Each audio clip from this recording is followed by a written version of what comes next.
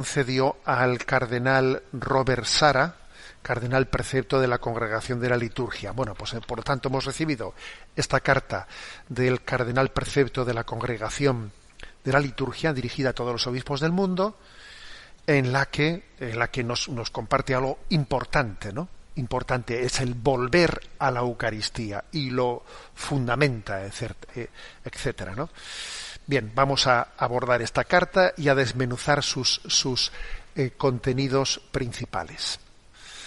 La carta comienza diciendo, ¿no?, que debido a la pandemia, pues se han producido alteraciones en muchos aspectos de la vida familiar, económica, laboral y, por supuesto, en la dimensión litúrgica, ¿no?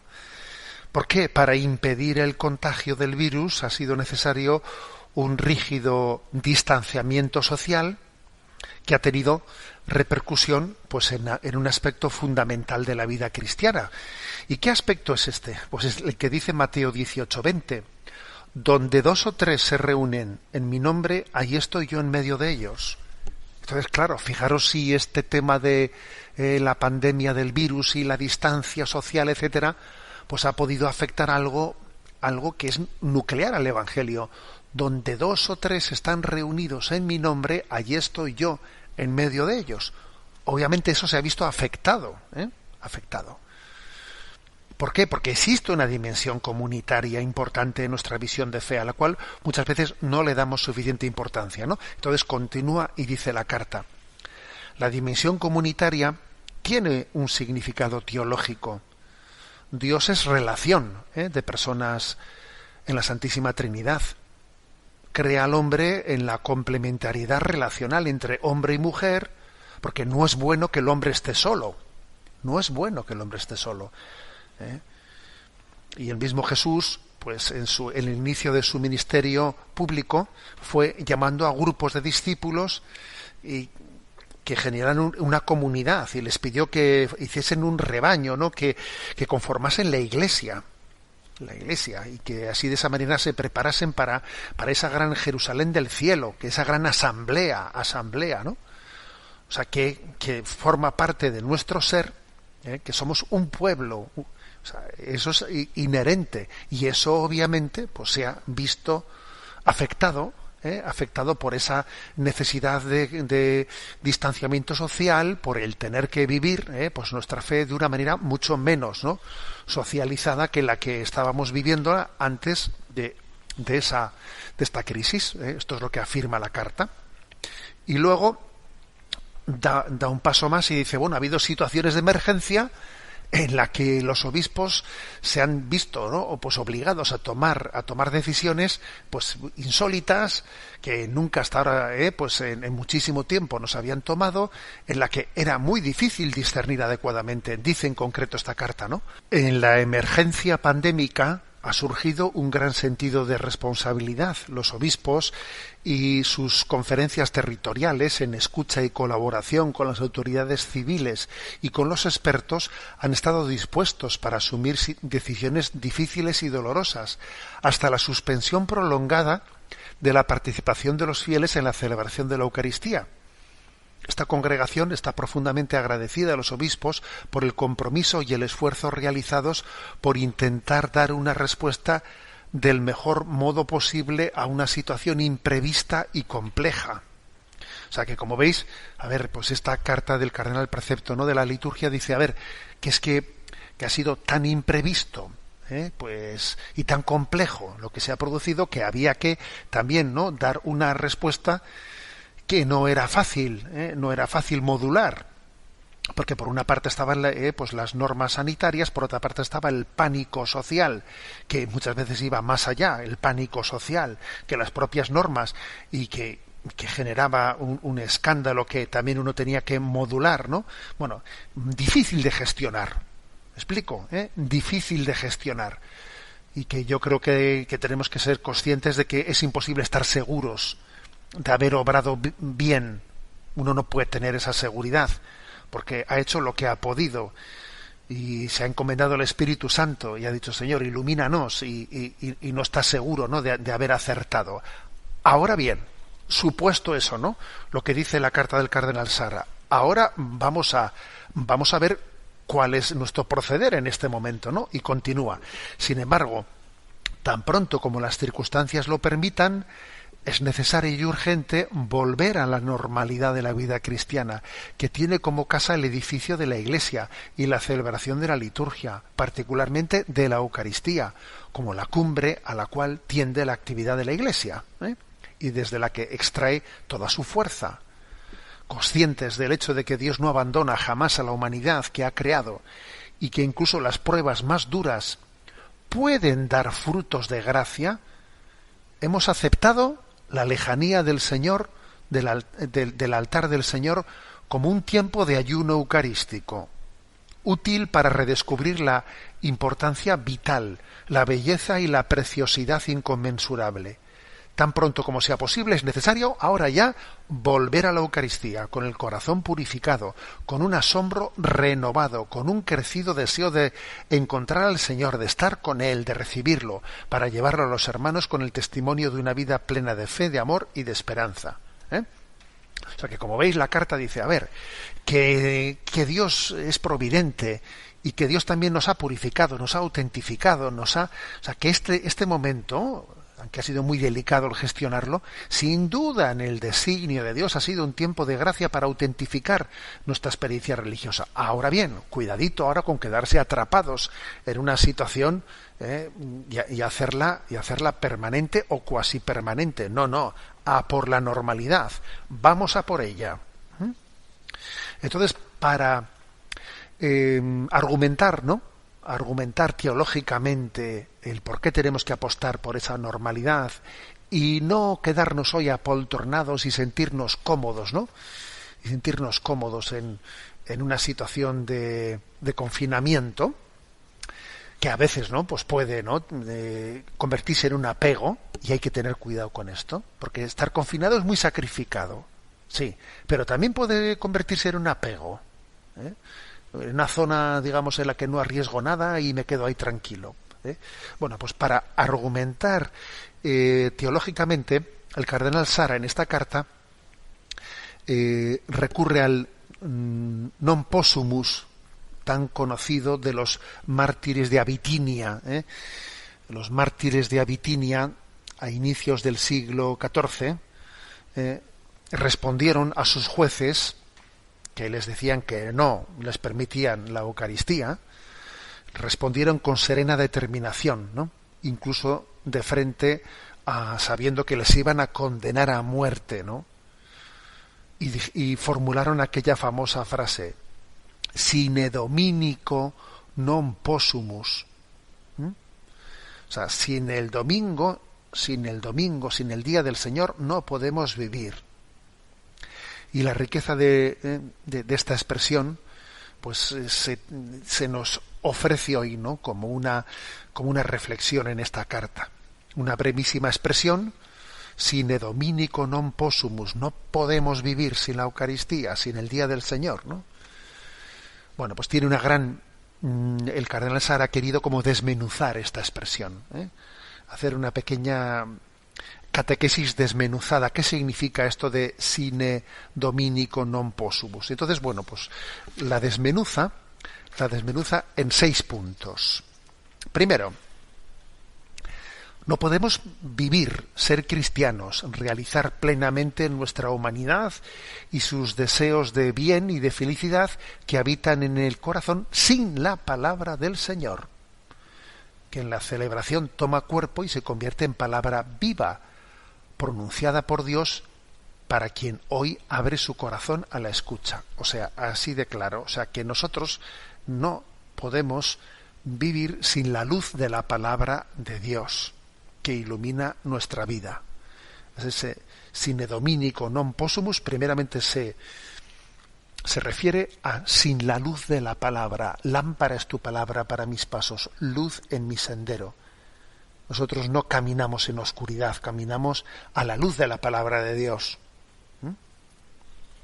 Somos el pueblo de la palabra revelada. Segundo significado, ¿no?, de ese sine dominico non possumus. No podemos vivir como cristianos sin participar en el sacrificio de la cruz, en el que el Señor Jesús se da sin reservas para salvar con su muerte al hombre que estaba muerto por el pecado. El Redentor asocia así a la humanidad y la conduce al Padre. En el abrazo del crucificado encuentra luz y consuelo todo sufrimiento humano. Es decir, no podemos, es decir, es que sin el sacrificio de Cristo, porque cada vez que celebramos la Eucaristía nos estamos haciendo coetáneos, nos hacemos presentes a ese momento del Calvario en el que Jesús ofrece su vida al mundo, ofrece su vida al Padre por la salvación del mundo. Es que sin eso no podemos vivir. Necesitamos abrazar todas nuestras cruces a la cruz de Jesús. Sin ese abrazo de la cruz de nuestra vida, la cruz de Cristo, la cruz de nuestra vida es insoportable. Es insoportable. Una cruz sin Cristo es insoportable. Luego, segunda razón, mejor dicho, segundo significado de esta frase, ¿no?, de los mártires de Abitinia, sine dominico non possumus. En tercer lugar, no podemos, sin el banquete de la Eucaristía, mesa del Señor, a la que somos invitados como hijos y hermanos para recibir al mismo Cristo resucitado, que está presente en su cuerpo, sangre, alma y divinidad, en la que el pan del cielo, que nos sostiene en los gozos y en las fatigas de la peregrinación, nos acompaña, ¿no? Nos acompaña en la vida terrena. Es decir, que es un banquete del que necesitamos participar. Nos sentamos a una mesa, nos sentamos a una mesa como hijos. Es la dimensión del banquete, ¿no? La dimensión de que yo no camino en solitario. Participo de una comunión, diciendo, me voy ya de la común unión, de la común unión en Cristo. Yo no soy un francotirador. Soy invitado a sentarme a una mesa. Y es una gozada poder sentarse a una mesa que está compartida por Jesús, por sus apóstoles, por los santos y por todos mis hermanos y mi familia, que somos peregrinos. Es que cada vez que vamos a la Eucaristía y ahí nos reunimos, es una gozada sentarse, ¿no? Sentarse. ¿Cuántos estabais en el banquete de este domingo? Pues nos hemos sentado tantos al banquete. Es que así tenemos que pensar, ¿no?, en esta clave. Nos hemos sentado a un banquete.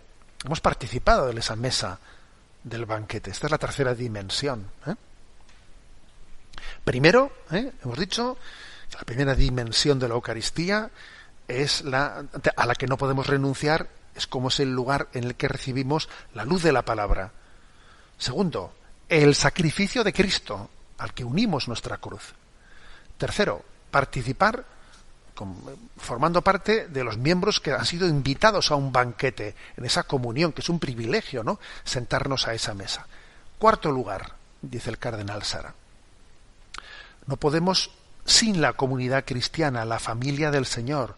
Tenemos necesidad de encontrar a los hermanos que comparten la filiación divina, la fraternidad de Cristo, la vocación y la búsqueda de la santidad y de la salvación de sus almas en la rica diversidad de edad, historias personales, carismas y vocaciones.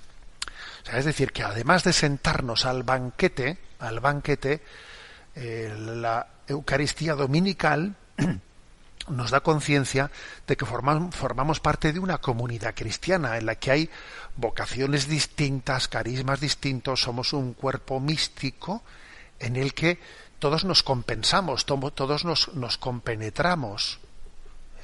Y hay de todo, en ese cuerpo místico hay de todo. Unos que tienen un carisma, otros que tienen otro, nos necesitamos mutuamente. La Iglesia es una familia que tiene una gran diversidad en sus carismas, ¿no? Y aquí no sobra nadie, todos los carismas que son de Dios son necesarios para la conformación, ¿no? Esto es importante, que a veces en nuestro concepto individualista parece que los demás nos estorban.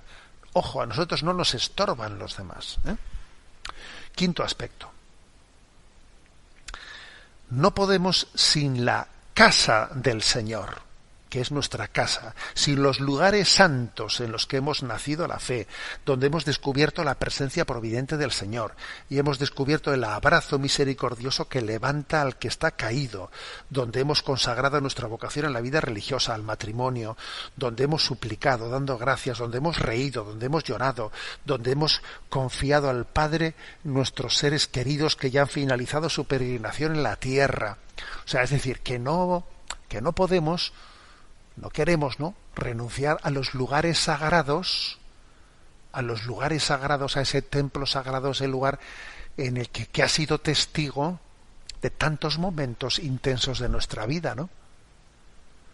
¿Que uno puede hacer una comunión espiritual? Claro que puede hacerla en la situación que sea, que lo justifique, ¿no? Pero eso no quiere decir que nosotros no apreciemos el ubi, el lugar, ¿no? El lugar que también es un lugar entrañable. Ya sabemos que si uno tiene que prescindir de ese lugar, Dios está en todas partes, ya lo sabemos, ¿eh? Pero eso no quiere decir que Dios quiera prescindir de ese lugar, porque nosotros consagramos los templos y renovamos cada año el aniversario de la consagración de ese templo, y sabemos que Dios se hace especialmente presente, ¿no?, en esos lugares. Luego vamos a la casa del Señor. Qué alegría cuando me dijeron vamos a la casa del Señor. Y por último, la sexta explicación que da el cardenal Sara de qué significa ese non possumus, dice: no podemos sin el día del Señor, sin el domingo, que da luz y sentido a la sesión de los días de trabajo y de las responsabilidades familiares y sociales. Es decir, que es que también el domingo no solo es la celebración eucarística, es que es destacar que el domingo es el día del Señor. Que cumplir el precepto dominical no es únicamente ir a misa, sino vivir el domingo dándole el sentido al domingo entero, de que es el día del Señor.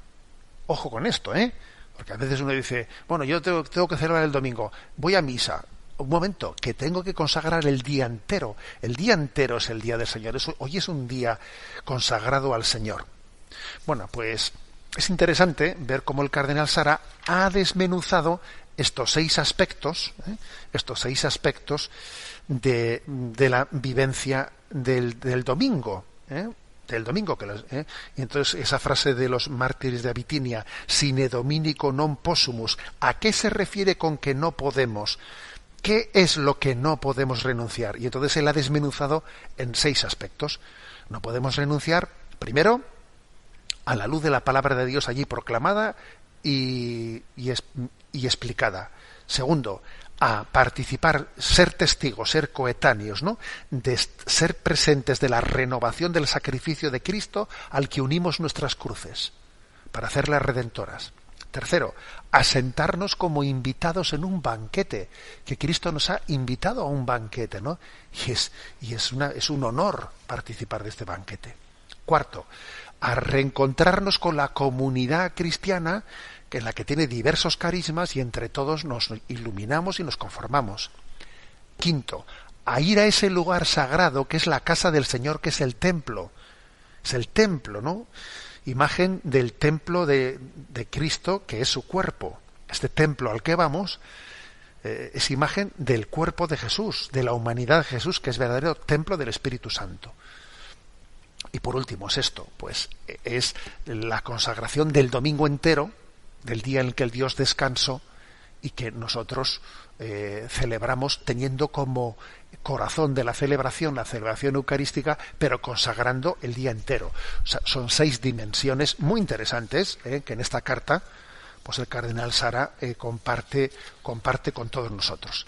Antes de seguir adelante, a la que he referido en la intervención anterior sobre qué significa ese no podemos vivir sin la Eucaristía, ahora, bueno, pues dice algo que también era necesario escuchar, que agradecemos mucho, pues todo el esfuerzo ha habido de retransmisión de la liturgia de forma telemática, pero que eso no puede sustituir el encuentro personal, presencial, lo dice así.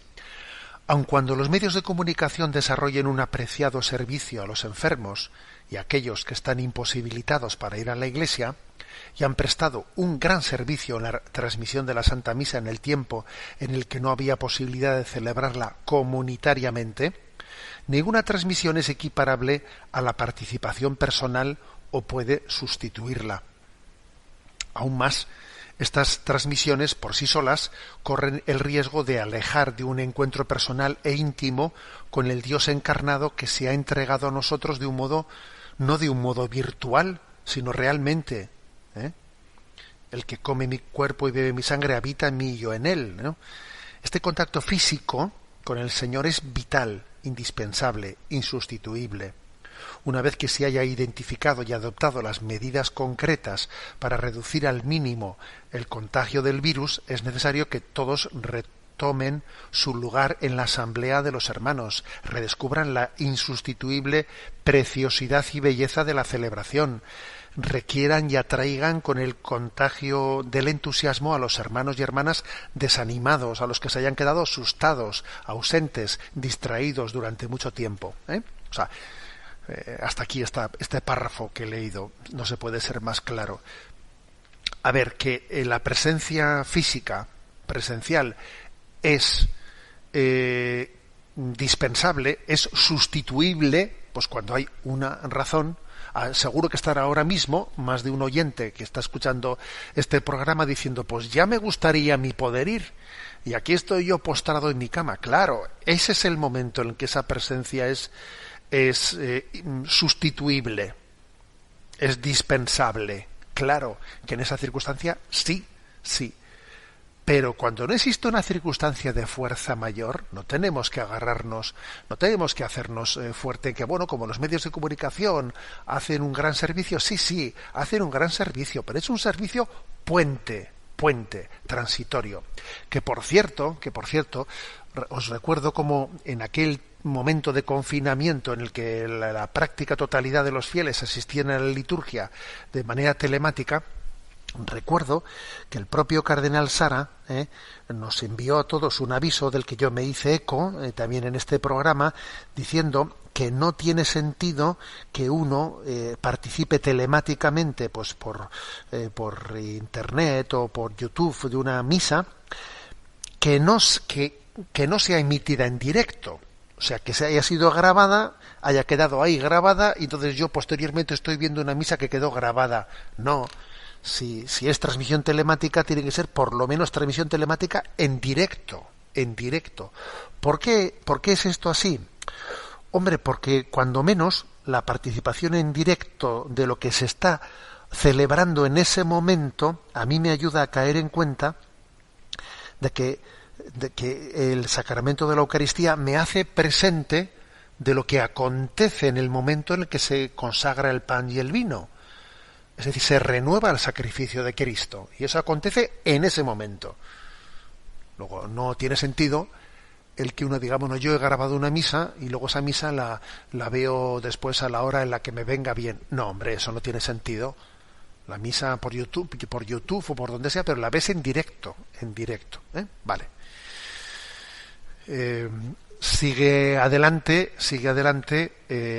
esta carta del cardenal Sara, diciendo algo importante, y es que cuidadito con que en las normas digamos de prevención de contagios, las normas higiénicas estén hechas de una manera que le quiten a la liturgia su espontaneidad, o que estén sembrando miedo de una manera indiscriminada, que también a veces eso ocurre, que es un poco la neurosis de algunos que tienen demasiado miedo, que implementan unas normas que no son las que se han dicho que hay que implementar, sino que van más allá de, y que lo que hacen es quitarle la unción debida a la celebración eucarística. Entonces, sí a las normas de precaución y de higiene, pero no a irle añadiendo a esas normas pues toda una serie de signos que más bien lo que hacen es sembrar gratuitamente el miedo. Leo literalmente lo que dice. La debida atención a las normas higiénicas y de seguridad no puede llevar a la esterilización de los gestos y de los ritos, a la incitación, incluso inconscientemente, de miedo e inseguridad en los fieles. Se confía en la acción prudente pero firme de los obispos para que la participación de los fieles en la celebración de la Eucaristía no sea reducida por parte de las autoridades públicas a una reunión y no sea considerada como equiparable o incluso subordinada a formas de agregación recreativas. Las normas litúrgicas no son materia sobre la cual puedan legislar las autoridades civiles, sino solo las competentes autoridades eclesiásticas. A ver, de alguna manera se le confía a los obispos el hecho de que tengan también una acción firme a la hora de hacer respetar la Eucaristía. Por ejemplo, vimos no hace mucho tiempo un episodio verdaderamente, ¿no?, pues desgraciado, en el que las autoridades, no, y además ni más ni menos, pues el presidente de la Generalitat en Cataluña reprochó con unas formas que fueron increíbles al cardenal arzobispo de Barcelona por el hecho de haber celebrado en la Basílica de la Sagrada Familia una Eucaristía por el eterno descanso de todos los miembros de la pandemia, pues por el hecho de que había 500 asistentes, ¿no? Fíjate tú, la Sagrada Familia, 500 asistentes, si no se pueden guardar las normas de distanciamiento social, porque resulta que no se les concedían permiso para juntarse 10 personas. ¿Cómo 10 personas, por Dios? ¿Cómo 10 personas? Cuando esa misma mañana en la Sagrada Familia se había dado permiso para que miles y miles de turistas hubiesen visitado la Sagrada Familia, y cómo no se puede dar permiso para que 500 personas asistan al funeral por los muertos en el COVID. O sea que también, digamos, aquí el cardenal Sara dice que obviamente hay que hacer valer por parte de los obispos ante las autoridades civiles un derecho. También hemos escuchado, por ejemplo, ¿no?, al cardenal arzobispo de Valladolid su queja explícita por el hecho de que las autoridades hayan restringido en este momento en Valladolid la asistencia a los templos de 25 fieles exclusivamente en cada celebración litúrgica. ¿Pero qué es eso? Y qué ridículo es que sea en la Catedral de Valladolid o sea una pequeña capilla tenga la misma restricción de 25 personas. Bueno, o sea que aquí también, como veis, podríamos poner muchísimos ejemplos en los que también el cardenal Sara pide a los obispos que hagamos valer, o sea, que nos hagamos respetar, para entendernos, ¿no? Que nos hagamos respetar. Sigue adelante, ¿no?, esta carta del cardenal Sara, que repito que su título es Volvemos con alegría a la Eucaristía, y después de esta referencia, ¿no?, a hacernos respetar ante las autoridades civiles, dice, y ahora nosotros también respetémonos a nosotros mismos, en el sentido de cuidar de la liturgia, ¿no?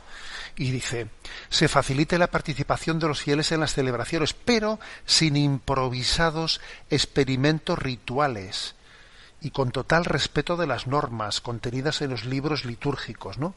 En la liturgia, experiencia de sacralidad, de santidad y de belleza que transfigura, se pregusta la armonía de la bienaventuranza eterna, ¿no?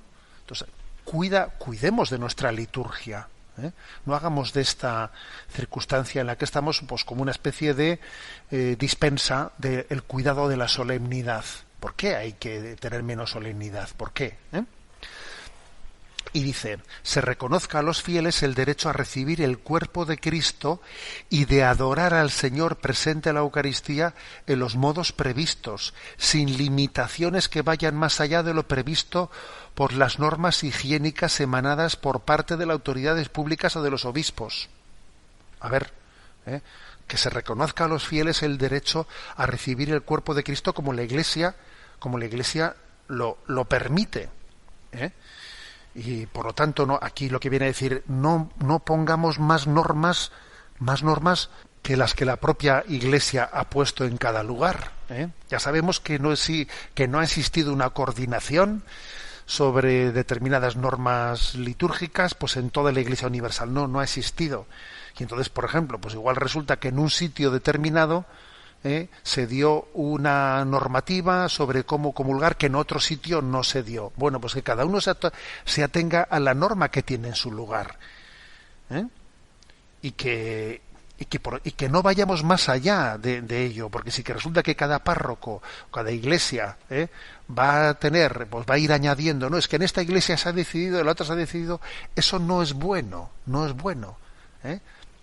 Nos atenemos a la normativa diocesana, la cual en su inmensa mayoría pues suele estar orientada por la Conferencia Episcopal. Pero en principio, obviamente, nos atenemos a la normativa diocesana. Entonces, repito esta expresión, porque yo creo que es como muy clarificadora, ¿no? Se reconozca a los fieles el derecho a recibir el cuerpo de Cristo y de adorar al Señor presente en la Eucaristía en los modos previstos, sin limitaciones que vayan más allá de lo previsto por las normas higiénicas emanadas por las autoridades públicas o de los obispos. En la celebración eucarística los fieles adoran a Jesús presente y vemos que fácilmente se pierde el sentido de la adoración, la oración de adoración, que se permanezca, ¿no?, en esa oración de adoración. Y ahora añade, un principio seguro para no equivocarse es la obediencia. A ver, la obediencia, dice el cardenal Sara, obediencia a las normas de la Iglesia, obediencia a los obispos. En tiempos de dificultad, pensamos por ejemplo en las guerras, en las pandemias, los obispos y las conferencias episcopales pueden dar normativas provisorias a las que se debe obedecer. La obediencia custodia el tesoro confiado a la Iglesia.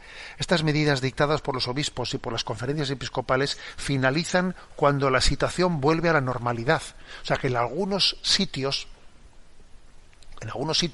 se han podido, como por ejemplo aquí en España, pues la conferencia episcopal no ha hecho, pero en algunos sitios, algunas conferencias episcopales han podido tomar algunas normas restrictivas sobre la comunión en la boca, por ejemplo, que bueno, pues si en esos sitios se han tomado, allí, en esos sitios, demos un voto de confianza, y como dice aquí, estas medidas dictadas finalizan cuando la situación vuelve a la normalidad. Pero en medio de... es importante lo que dice el cardenal Sara en la carta, porque al final, yendo en obediencia, no seremos engañados,